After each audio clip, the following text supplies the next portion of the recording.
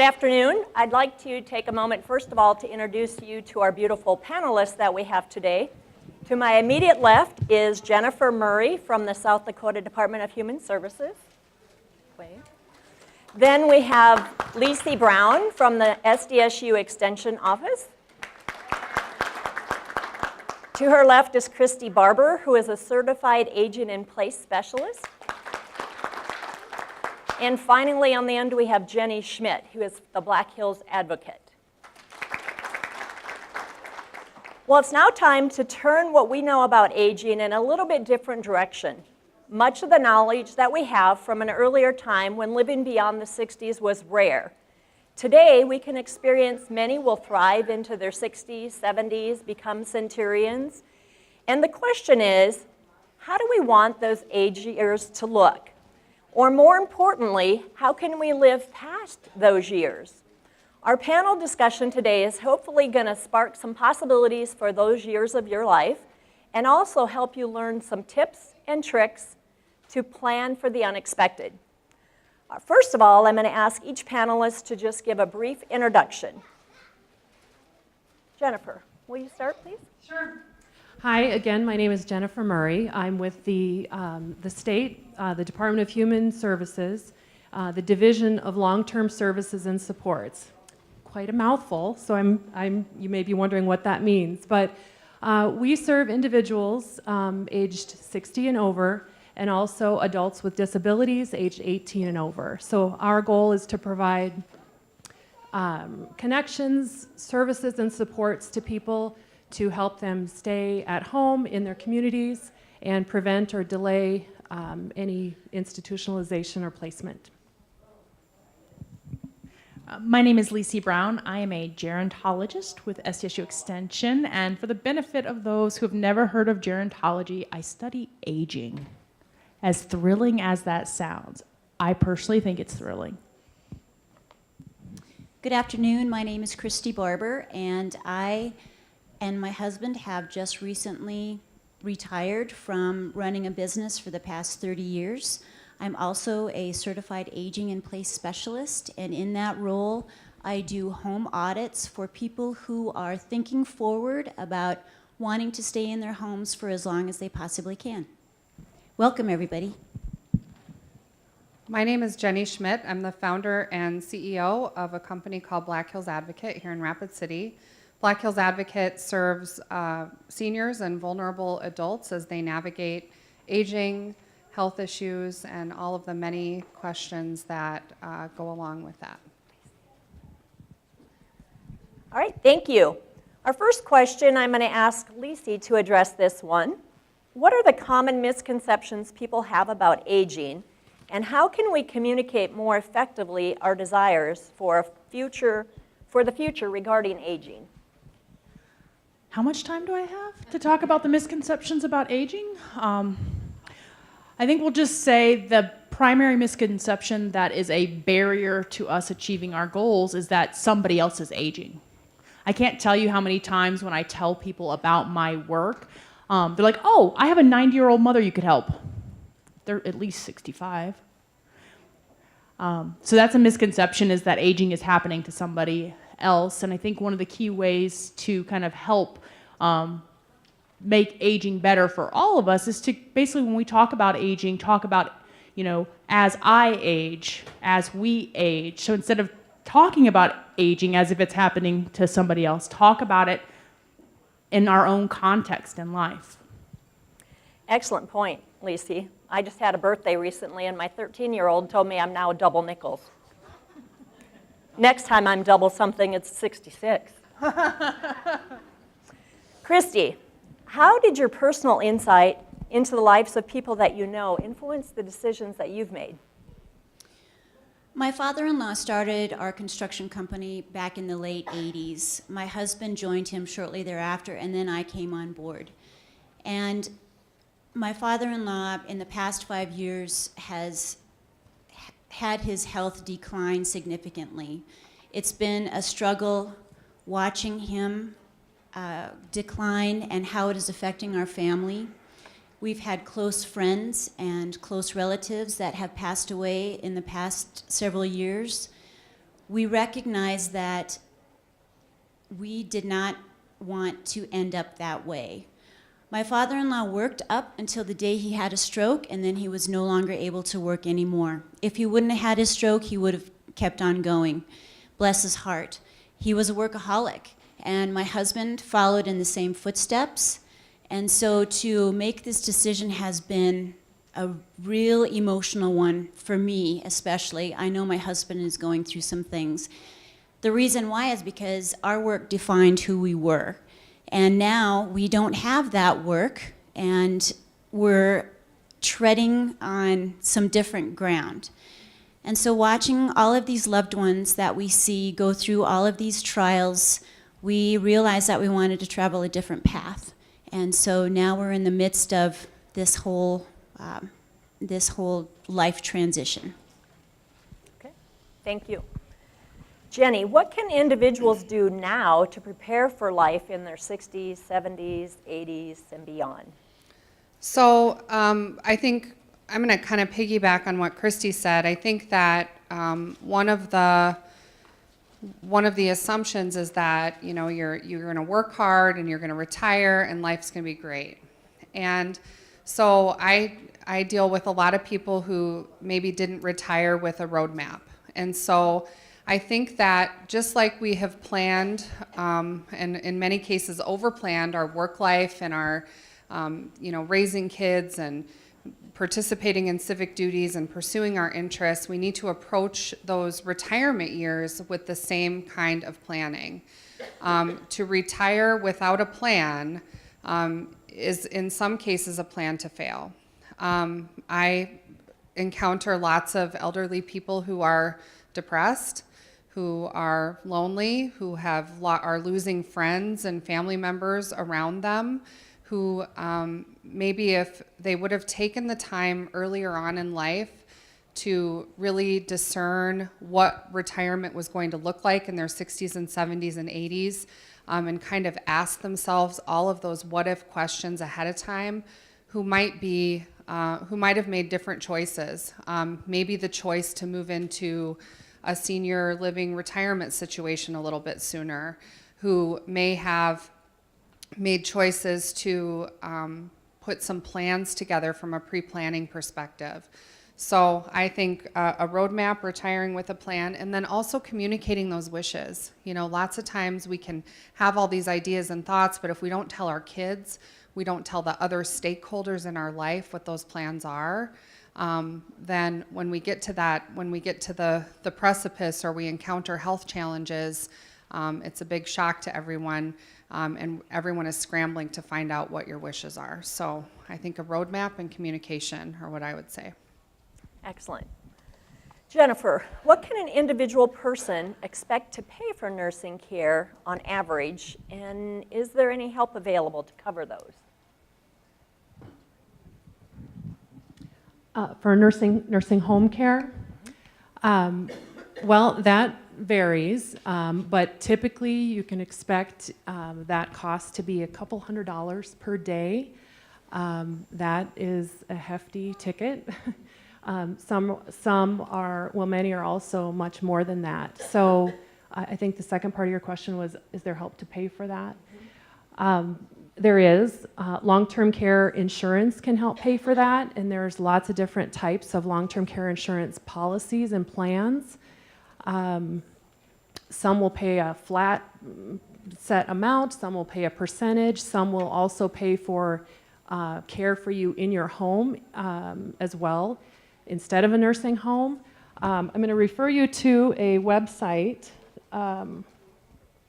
This is the South Dakota Long-Term Care Partnership Program. So the website is LTC for long-term care, ltcpartnership.sd.gov. And that's a website that has a lot of information about long-term care insurance and options.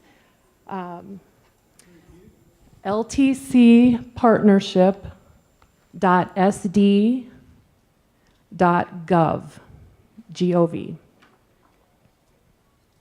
And as I said before, the mission of the Division of Long-Term Services and Supports is to help individuals find every basically every last-ditch effort to help people stay at home, to age in place, to be where they want to be in their homes and communities. And there is also help to pay for that as well. We also administer the Dakota at Home referral call center. You may have seen the booth out in the lobby. That is a referral service that can connect you with people in your part of the state. That's a free service that the state provides. We provide what's called options planning. They can do that over the phone and kind of give you some information on resources in your area, or they can connect you with a specialist. We've got 57 specialists across the state. They can connect you with someone in your area specifically to come visit with you, and again, that's at no charge. They can talk to you about what options are out there. I kind of veered off the topic of nursing home, but there's lots of other options out there. Totally. And I'm not talking about the nursing homes are very important. We've got great nursing homes in our state, but we want to make sure that the people who are in nursing homes, that they are at that level of care and they are the ones that need to be there. Thank you. Appreciate it. If you have questions, please write them on the orange cards and get them to Jason, our runner. Jenny, a question for you. What is advanced healthcare planning? So advanced healthcare planning, when you hear those words, you may think of healthcare powers of attorney or some of those kinds of things. Advanced healthcare planning is a little more than that. So I have an advanced healthcare plan, and I'm 46. And basically, it's sitting down and asking yourself what you would want your doctor to know about you or your providers if you were unable to speak for yourself. So those can be detailed. Those can be in the form of an advance directive or a living will. But you're also able to kind of sit down and really write out and discern exactly what it is, what kind of care you would like or not like. I've been doing aging services for a long time, and mine basically says, pull the plug, pour yourself a drink, and then call someone in about an hour. So, otherwise, I think that,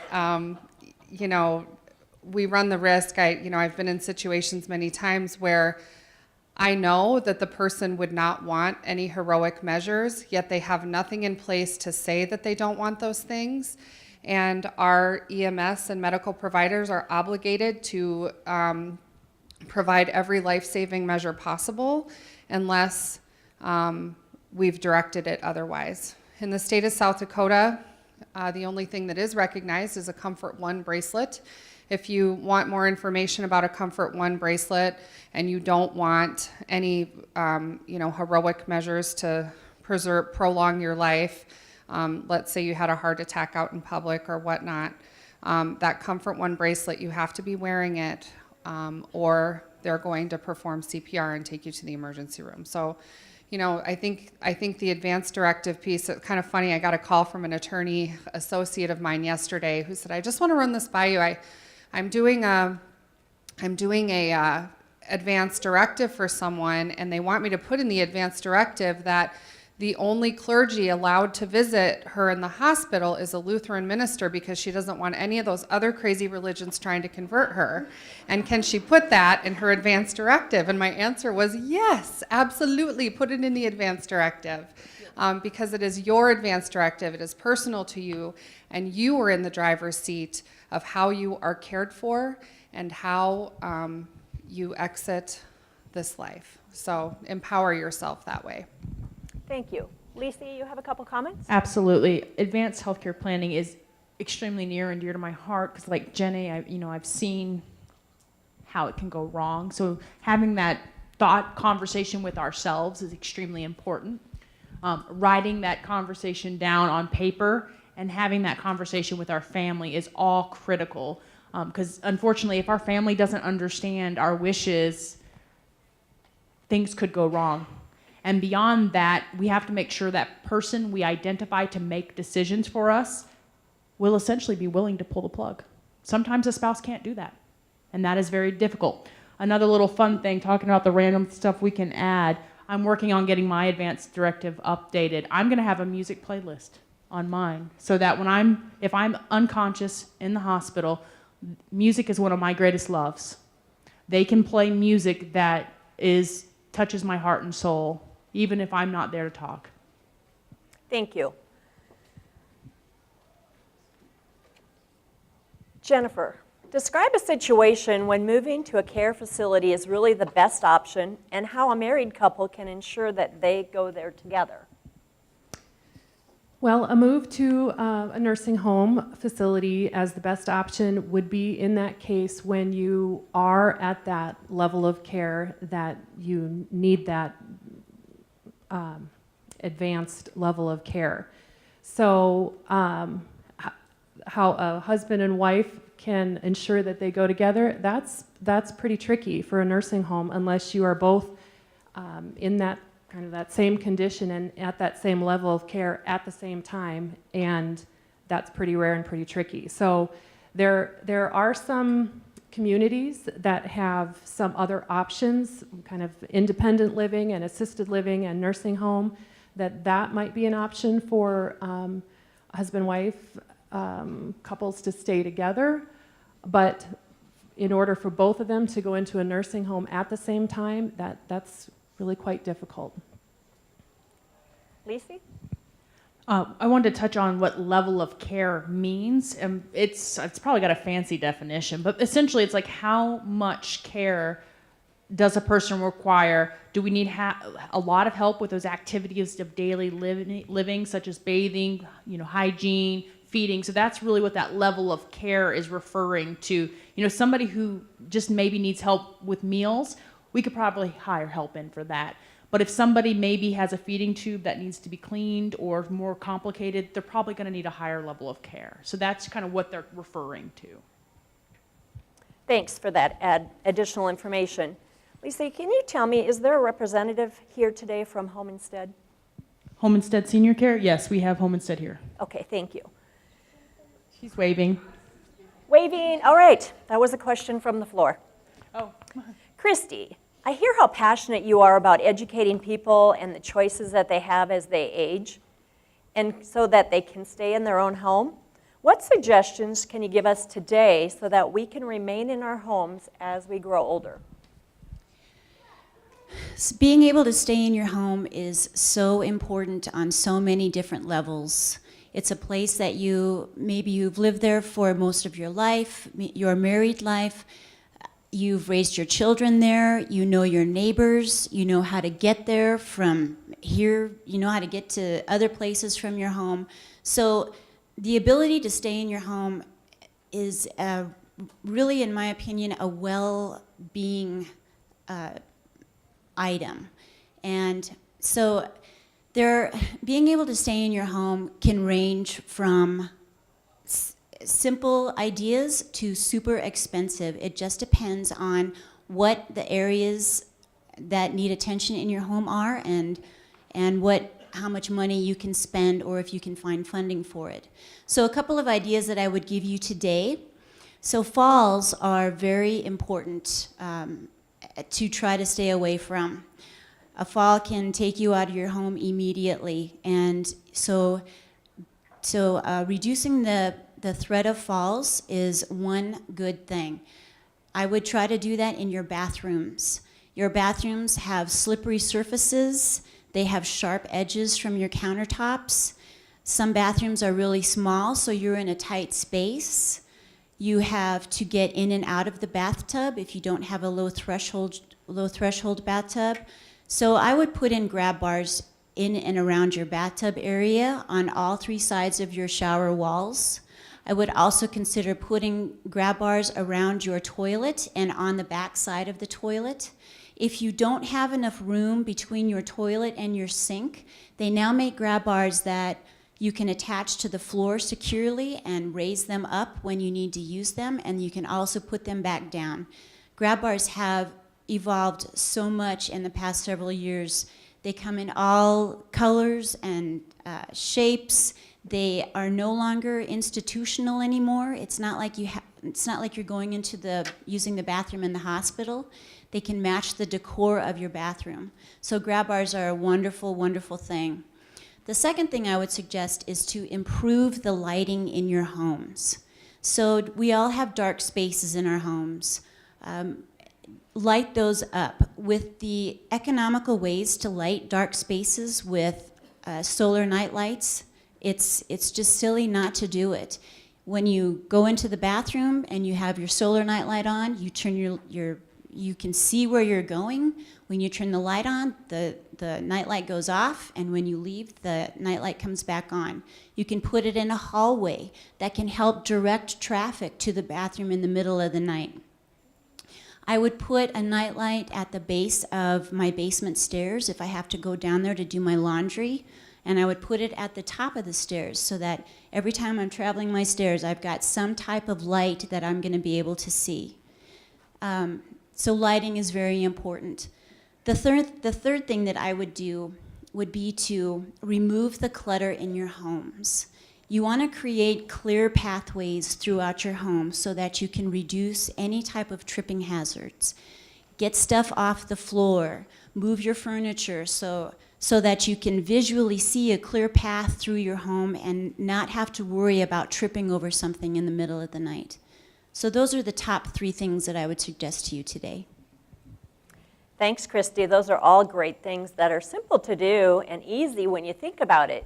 Doesn't that make sense? I know I was at my parents' house recently, and they have all those lights, and I thought, this is actually kind of nice. Everywhere I go, the light comes on. And I thought maybe it was my personality, but I realized they had little solar panels. Jennifer, a question for you. What thoughts do you have about downsizing, or as Christy said, eliminating clutter, do you have, and what role do you see that plays as we prepare for our future? Well, Christy kind of touched on that as well.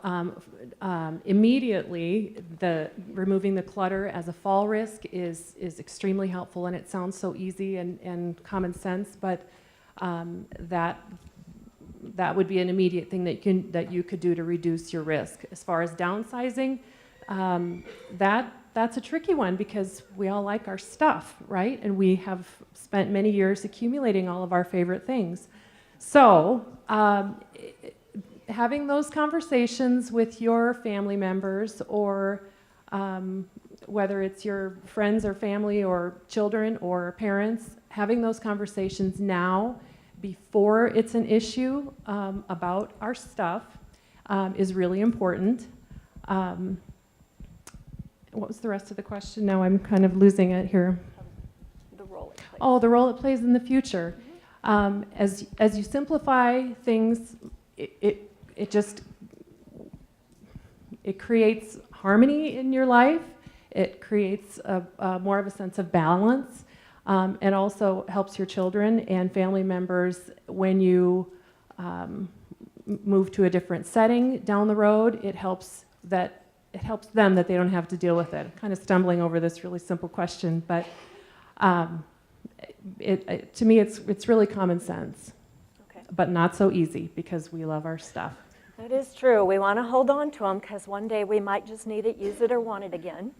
Absolutely. But it really is the kindest thing that we can do for our families. I have heard stories of the garage being like mom's house now because all of mom's stuff got moved into the garage after mom passed away because mom never went through it, and now the daughter doesn't want to go through it. So who's going to end up going through it? Her kids. And it really is the kindest thing. And as we age, for the most part, we stay healthy and active for a very long time. And it's not an issue, but as we reach the end of our lives and we become more frail, the stuff becomes a huge barrier. Wow, they're testing me, aren't they? I'm electric. And it can make it more difficult for us to be at home. And it's also more work. I don't like dusting. Most of the surfaces on my house don't have a bunch of stuff that I have to move and dust. So it's thinking about that future life, but it's also thinking about what do I... Here, Lacey, you want to trade? Let's trade. Jenny loves me. it allows us to prioritize our time. Do we really want to spend all of our free time sweeping and mopping and dusting and moving stuff? You know, I did it recently myself. I had a sewing machine I hadn't used in 2 years. I donated it to the Hope Center. I'm not using it. Did I want it recently? Yeah, but I don't use it. All right, thank you. Christy, go ahead. My in-laws lived in their home for 40 years, and they had gathered a lot of things. And when my father-in-law got so sick and needed to move into the nursing home, my mother-in-law decided to bring the entire family back for a weekend, and she gave us little colored stickers. And we walked through the house and we put little colored stickers on everything that we thought we would want. And it was an excellent way for her to go from a 3,000 square foot home into a 2-bedroom apartment. She really had to scale down. And it's emotional. It was so emotional for her to go through that, but she recognized that she needed to do it. So it's a process. The planning piece is so very important. And Lisi's right, to be fair and not make your kids go through it. Mom, my mom's in the audience, downsizing early is a good thing. Thank you for sharing, Christy. That is important. It's getting rid of those items or putting them where they need to go. Lisa, the next question is for you. It's advice that you would give the audience about finding fulfillment as they age. I enjoy this question immensely. I've been asked it in some shape or form quite a bit recently. I've had the chance to talk about this event and what we're working on. You know, and one way is to create a vision. And this is very abstract, but I think having that vision of where you want to be, having that goal. So here's one of my life goals. Is it going to happen anytime soon? No. But a life goal for me is I want to write one good book. That's a goal for me. So having those goals, and they can be very diverse goals. They don't have to be anything in particular. I read a book recently, and the family, the grandparents, was talking about one of their kind of life goals, mission, was to bring their grandchildren together for a couple weeks every summer so those grandchildren would bond and build relationships with each other so that, you know, as the older members of the family transitioned and passed on, the younger members have this relationship. So the key is just create this vision of how we want that part of our life to look. Excellent. Thank you. Just as a reminder, as you write questions on the orange cards, if you just hold them up, then our runner Jason can bring those up, and we'll be addressing those after we finish our panel questions. Jenny, this is a question for you. What's the most important lesson that you've learned over your years of helping older people? This is such an easy question for me because the answer is to listen. To really listen to whoever I'm in front of and approach that with mindfulness and respect, and to really hear what people are saying. You know, Deanna talked a little bit earlier about the world of technology that we live in, and I'm here to say that there is nothing that can compare to a face-to-face conversation where we're able to interact one-on-one or one-on-two and really discuss some of these issues. You know, everybody's aging journey is different, yet I would tell you that all of it all sticks in the same places for everybody. So although your situation might be different and you're an individual and you bring who you are to aging, I would say that the problems that we solve over and over again, the faces change, but it's not necessarily unique. It's unique to you, and I know that aging, you know, for a lot of us, me included, feels like a complete and total odyssey, like I'm watching it in third person happen to somebody else. However, you know, there's more commonality between all of us, I think, than we would like to admit. So knowing that, I think having those face-to-face conversations, not only with people who you've put kind of on your aging dream team, right? The brain trust that you choose to surround yourself with to help you navigate this odyssey that is happening to you.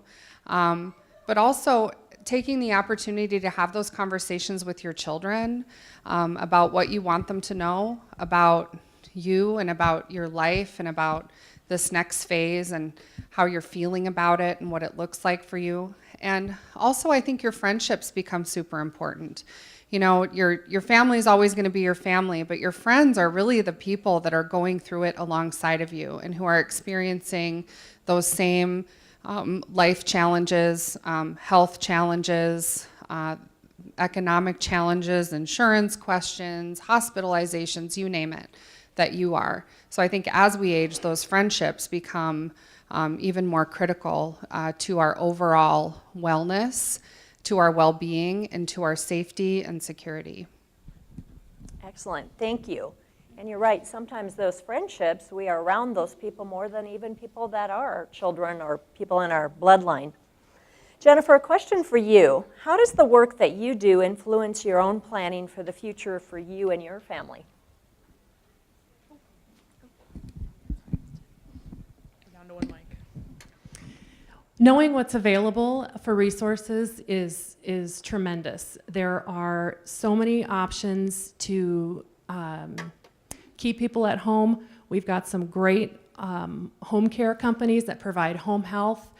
They can provide help with homemaking, personal care, nursing even, med management.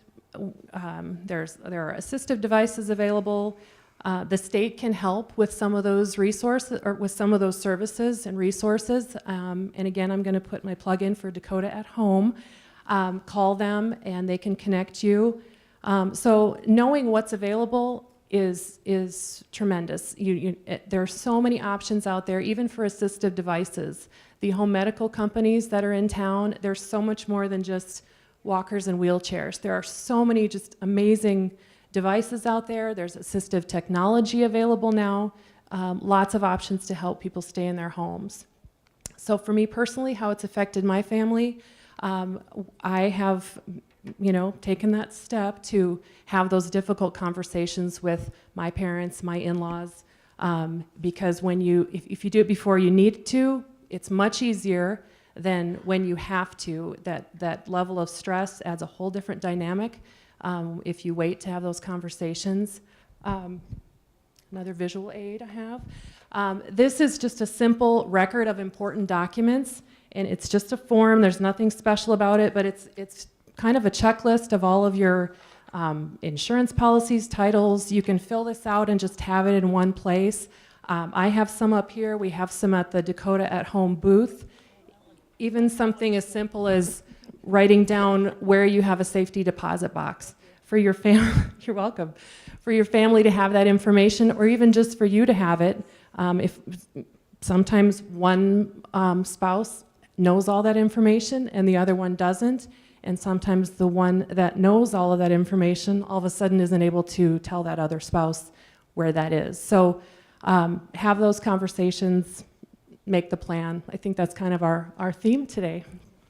And might it be that we have that information and we personally forget where we put it? True. So does that help? The resources that you have, do they help with downsizing too? Yes. Yep. Yes. Yep, Okay. definitely. All right. Next question for Lisi. How can we change what aging looks like? The first step is to understand that aging and disease are not the same thing. They are two entirely different processes. And what I see happen a lot is aging is equated to disease. And these health challenges that we develop, we blame it on our age. We have to stop doing that. Our health is complicated. Some people were lucky, they have good DNA. They don't develop any diseases. Some of us end up with chronic health conditions at very young ages. I have chronic anxiety. It's a very serious health complication that I have to manage every day.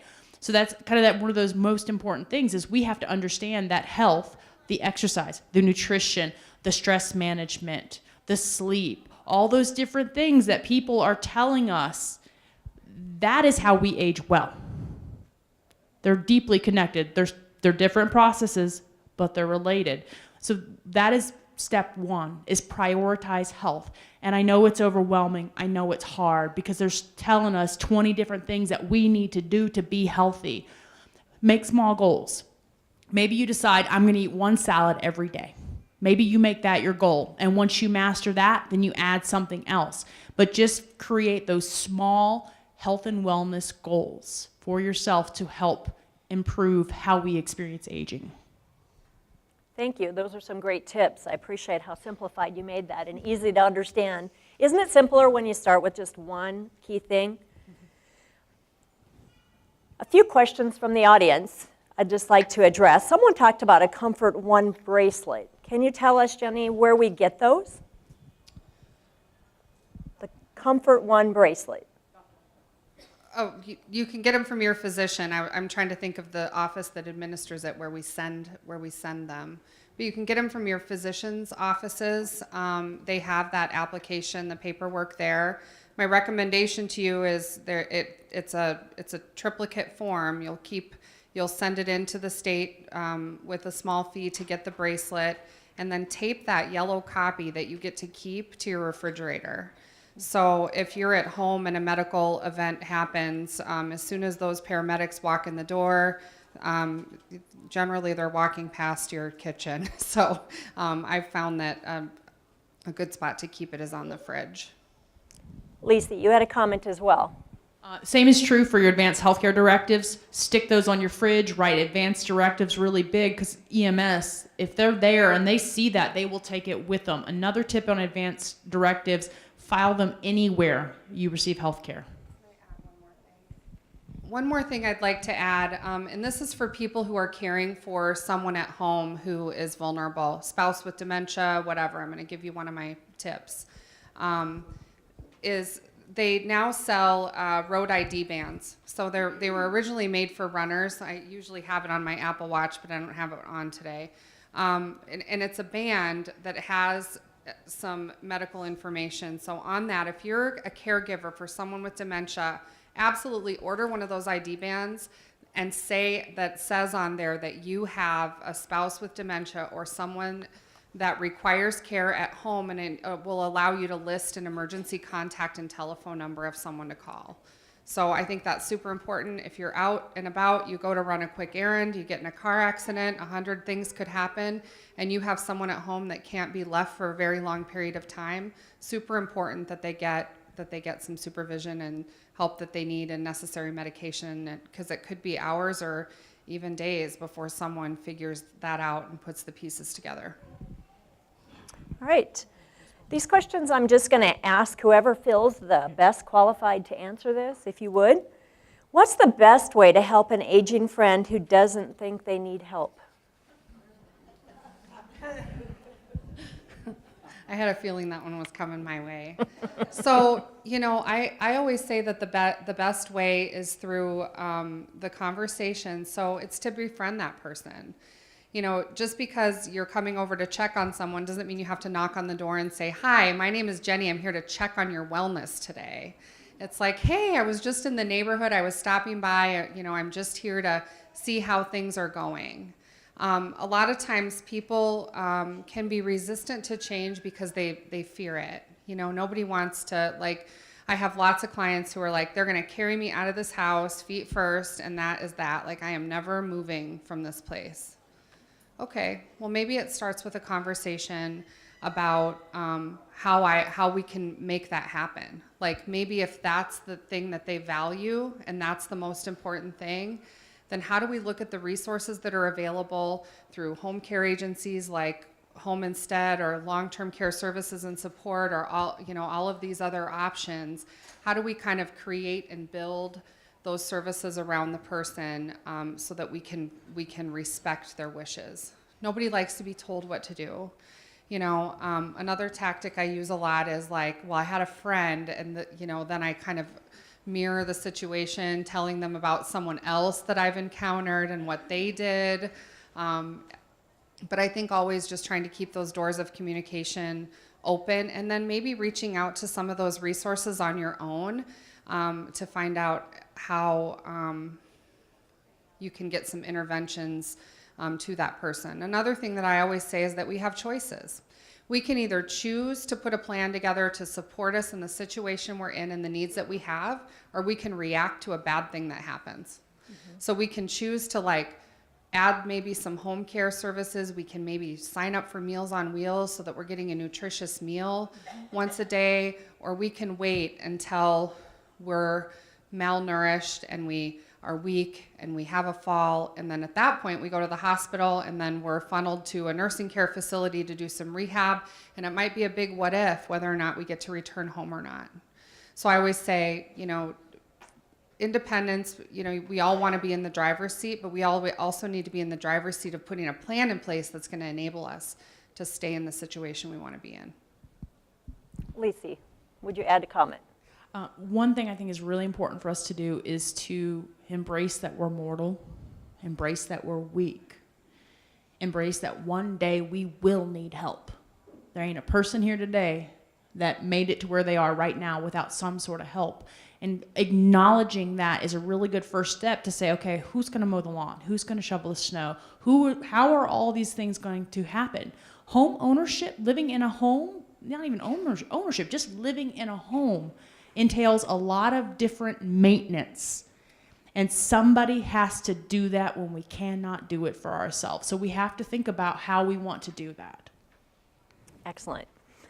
Well, this next question was one I asked Lacey as well. It's why are there no men on this panel? So perhaps you want to address that one, Lacey. Well, I am so glad that somebody asked that, because we invited a couple men to join us and they were not available. So that's my short answer. And frankly, I only have so many hours in the day to keep reaching out to people. So that is what happened, is the men that we thought would be a good balance to kind of provide the expertise in this space, they were not available. And there are a lot of women in this profession. I can own that. You know, if we look around and we look in this aging professional space, most of us are women. There are men, but most of us are women, so it makes it a little bit more difficult. But we have Carl, our moderator here, and he is using his head right now to process everything we're talking about so that he can provide one man's perspective. So you would say he's aging gracefully. That's an awful lot of credit. Okay. Let's go to the next question. With all the resources that are out there, how do we know where to begin? Who do we talk to first? I can take that. Dakota at Home, I think I have another visual aid for that as well. Dakota at Home, it's a toll-free number, 833-663-9673, or dakotaathome.org. You can also go online and complete a form and submit it, and someone will call you. Or you can call this number Monday through Friday. It's staffed by our intake specialists across the state, and they can kind of point you in the right direction. Say the number one more time. Again, 1-833-663-9673. Wonderful. Thank you. Christy, this might be something for you to address. It has to do with your guidelines of renovating the bathroom with grab bars and ramps. And who do we contact for assistance? Can we call 211, or how do we budget that if we're on Medicare or Social Security? I don't believe that 211 addresses that type of instance. The thing that you could do is talk to a contractor that you trust and ask them to come in, or myself. Come in, we can look and see what you have going on, and we can give you some recommendations as to changes that could be made. Funding-wise, Dakota at Home is a great place to start. And Jenny has a comment. I would also point you toward Western Resources for Independent Living. There are periods of time when the state of South Dakota will open up grant funding, and I know Christy's company has been a part of this too, will open up grant funding for low-income seniors who need modifications to their homes. So whether that's a ramp or it's a bathroom redo to minimize fall risk, or a step-in shower for maybe someone has had a stroke. We kind of never know when those funds are going to become available, but Western Resources for Independent Living here in Rapid City, they have a booth here, they're on Kansas City Street, would be a good place to start for that. Housing is one of my passion areas. I've done a research project. There will be a report coming out here pretty soon. Many folks are reluctant to put in grab bars, modify bathrooms, make the changes that we're all going to need. There is something called universal design, and this is this weird abstract comment. It's lifetime housing. It's how do we build housing that we can reasonably expect to live in from birth to death. So I'm sure there's some reluctance from the audience of this idea of making our bathroom accessible because it's going to look like a hospital. But as Christy shared earlier, grab bars alone have just changed so much in the 5 years. Grab bars can be disguised as towel rods, and you wouldn't even know. But beyond that, we can create bathrooms where we can reasonably expect to do our own personal cares for as long as possible. And who doesn't want to have the privacy to take care of the bathroom stuff without help for as long as possible? Universal design allows that. So start looking up this concept of universal design. And I will tell you, if you go to the internet and you search for universal design and they show you a ramp or a grab bar, that is not universal design. That is accessible design. It is different. Go ahead, Jim. I wanted to add that on some of those assistive devices and supplies, Medicare will cover some of those. Medicare will cover a portion of some of those. Medicaid also covers some of those. So I would check with your physician, and again, you can also call the Dakota at Home. One little thing about assistive technology, you don't necessarily have to buy specialized equipment. Sometimes that equipment's going to cost you 2 or 3 times more than, say, if you went and used your cell phone to remind you to take your meds. That's what I do. I've been working on improving my vitamin D. I told you find that one goal. Well, 2 years in a row, my vitamin D has been low. So I have a reminder on my cell phone telling me to take my vitamin D at 6 a.m. So you don't necessarily have to buy specialized technology. Maybe look at technology you already have and see if that will do what you need. Excellent. Excellent. Thank you. Another question is, do you have a price list for different places and levels of care, or how would they find that? Okay, so for pricing for levels of care, we talk in these ranges. We talk at assisted living, $3,500 to $4,500 a month, skilled nursing, 6 to 8, upwards of $9,000 at times.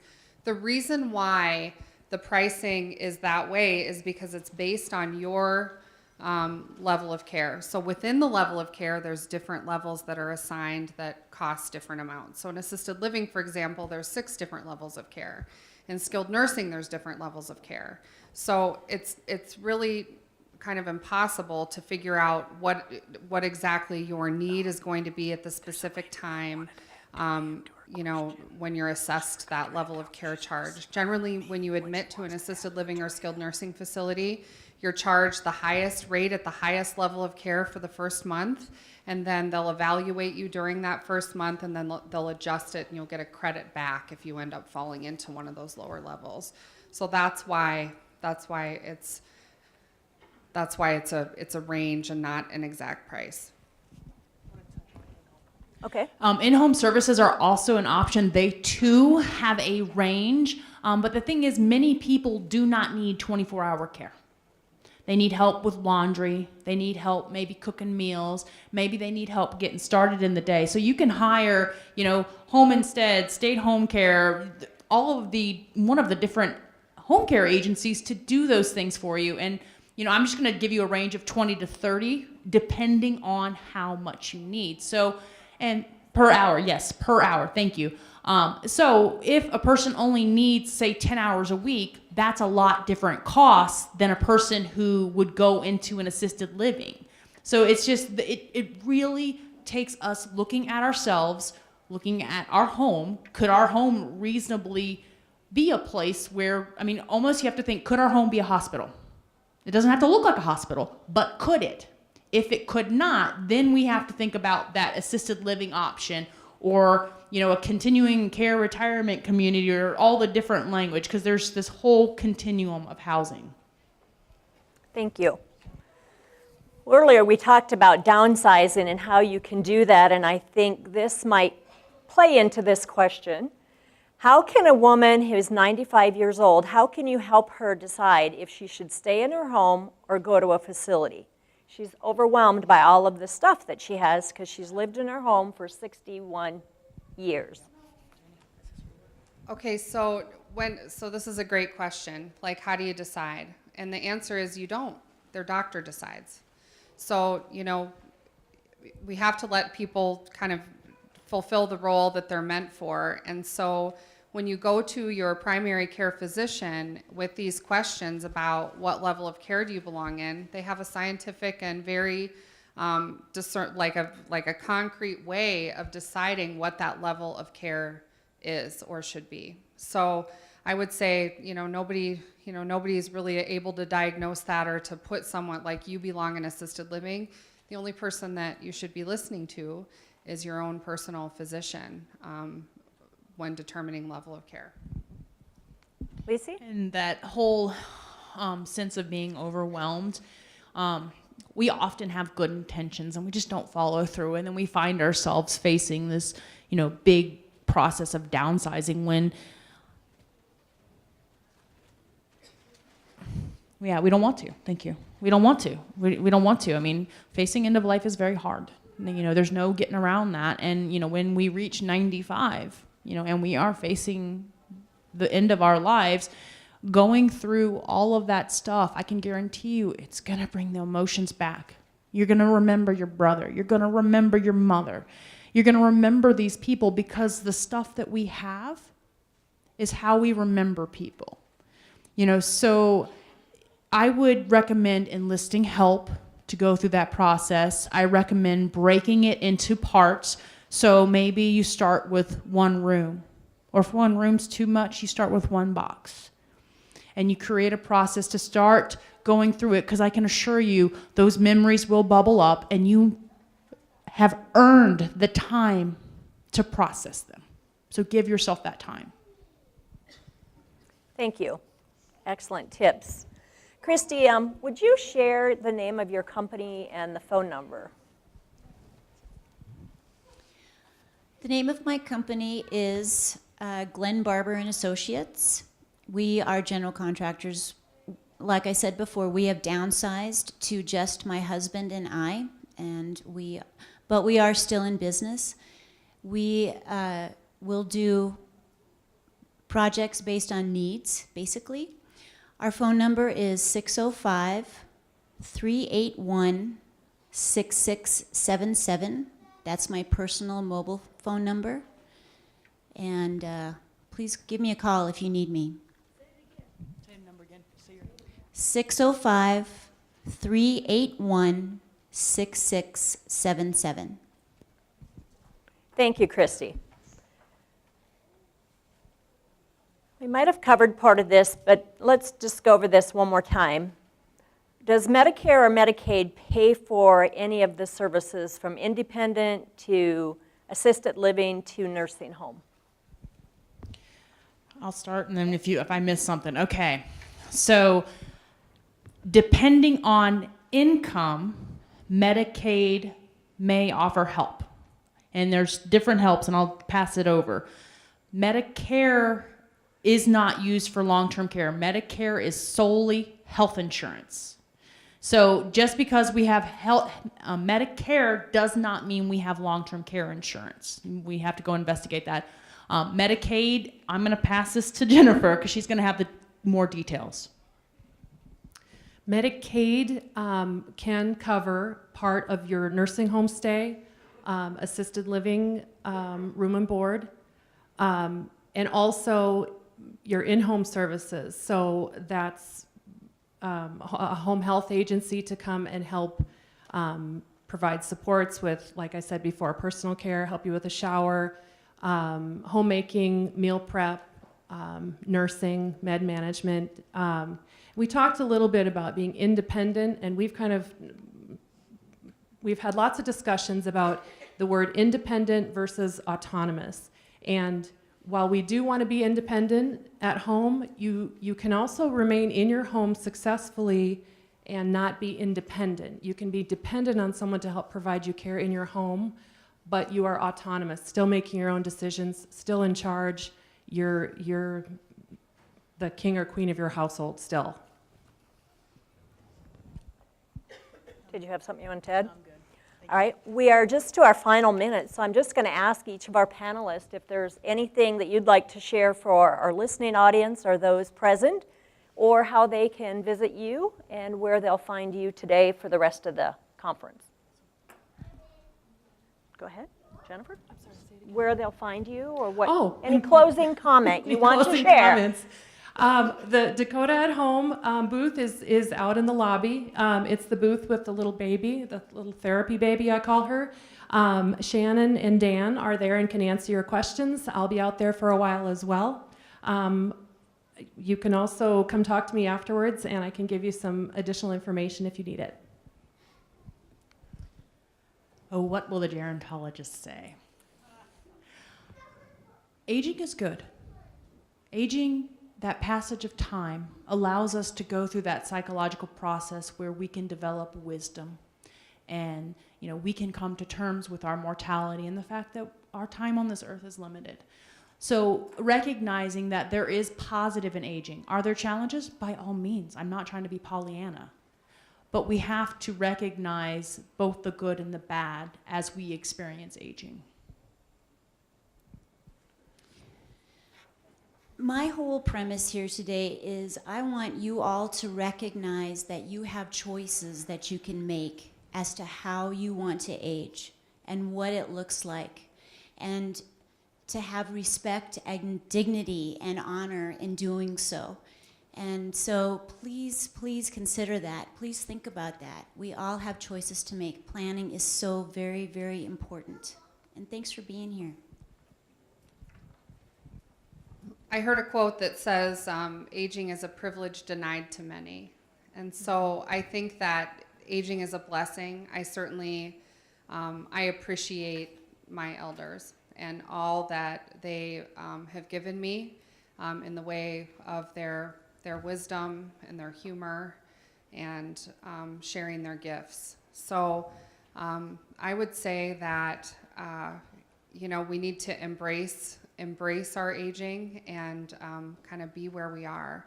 I will be over here at the Black Hills Advocate booth afterwards, and you can find me online at blackhillsadvocate.com, and our phone number is 519-5051. And we help all kinds of vulnerable adults with case management, deciding between levels of care, putting together the right recipe for people individually with where they're at and what they need. So I would love to visit with any of you. Thanks. Thank you. I'd just like to ask our audience to give a huge round of applause to Jennifer, Lisi, Christy, and Jenny for their great expertise today. And thank you so very much.